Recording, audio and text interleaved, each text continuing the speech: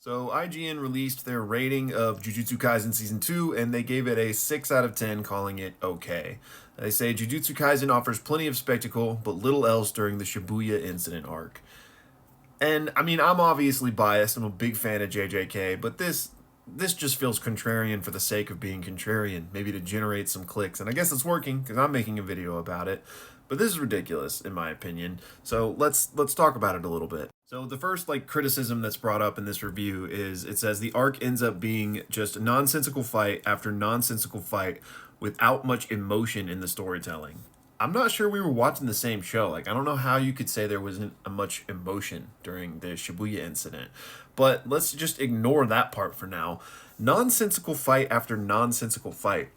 What does that even mean? And I don't mean this with any disrespect, but I think whoever wrote this just doesn't understand what's happening in the show. And JJK is very confusing. I make videos on it because it's that confusing, It can take several read-throughs or watch-throughs to really pick up on the mechanics and the nuance of maybe what's happening in a scene. So I think if you're going to take the time to professionally review and write an article about something, you should maybe understand it because they're not nonsensical. That's such a weird criticism to lob at this. I truly think this guy maybe just doesn't get what's happening. The review goes on to say that the problems begin with the awkward chronology of the arcs. It's been 4 years since we last saw Yuji and his friends.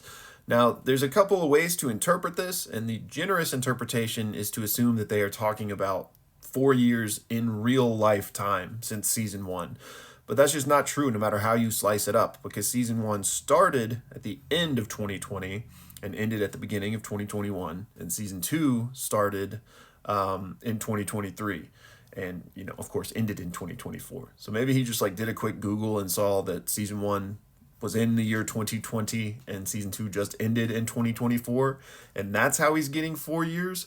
But it's really closer to 3 years in real life time, so I don't know if he means that, or maybe he means it's been 4 years in universe, which is just so totally wrong. It's been about a month since the end of the events of Season 1 to where we pick up in not the hidden inventory part, but the start of Season 2, right?